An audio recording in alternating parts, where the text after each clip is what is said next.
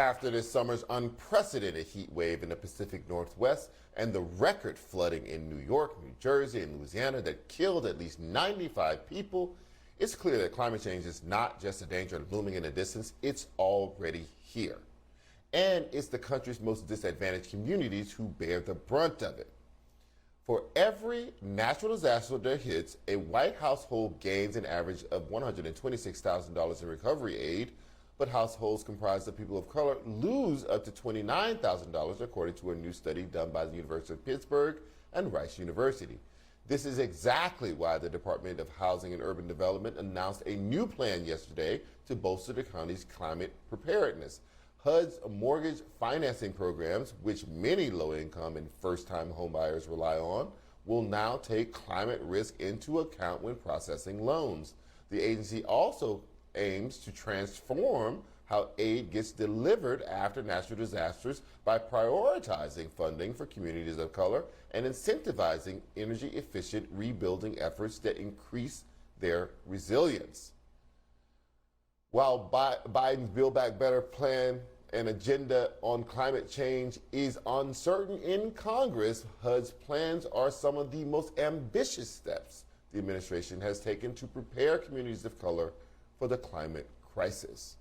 Joining me now to discuss is Mustafa Ali, former EPA Environmental Justice Head under the Obama administration and Vice President of Environmental Justice, Climate, and Community Realization at the National Wildlife Federation. Mustafa, the numbers are just devastating.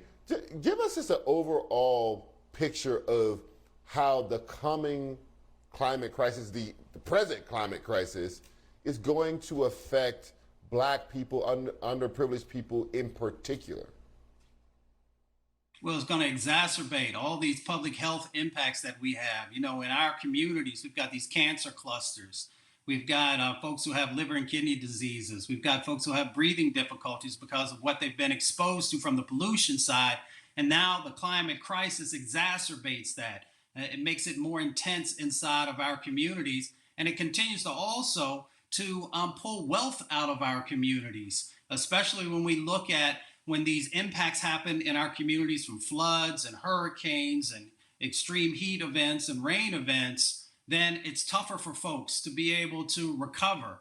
And as those numbers that you just shared, you know, it bears it out for folks that, white families are able to actually bounce back, but not just bounce back, but they actually end up being in a better position because they're given more money for their homes. But yet for our communities, we continue to see the extraction of wealth out of our communities. The UN released a report this summer warning that the global community has a very short window of time to drastically cut fossil fuel emissions to essentially slow down, not even stop, what feels like an oncoming train. Talk to us about how that timeline looks different and more accelerated for underserved communities and what needs to happen right now.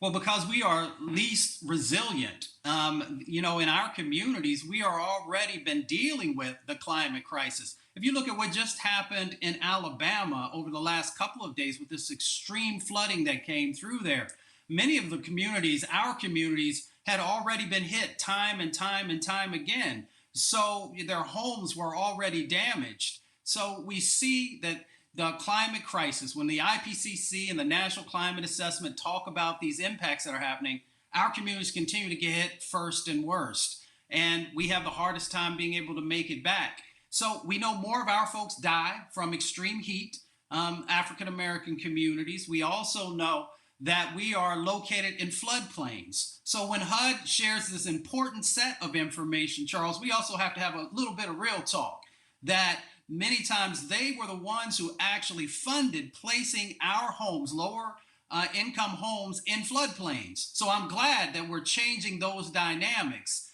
but we've already been made more vulnerable by many of the policy decisions that have happened in the past. HUD wasn't the only agency to make a plan to tackle climate change. 23 federal agencies unveiled plans on Thursday at Biden's request. The Department of Defense, Education, Labor were among those included. Is the Biden administration really going hard enough right now on climate change?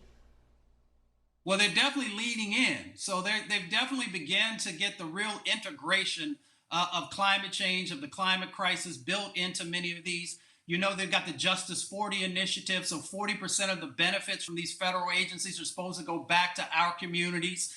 But you know, the proof is in the pudding. You got to make sure that there's real accountability as those dollars flow to the states, who often are the ones who are making decisions. And we know that there are those states out there who have never particularly cared about investing in our communities. So we just got to make sure that real dollars make it to real people to deal with these real issues that many African American communities have been facing for quite a while now, but definitely being exacerbated by the climate crisis.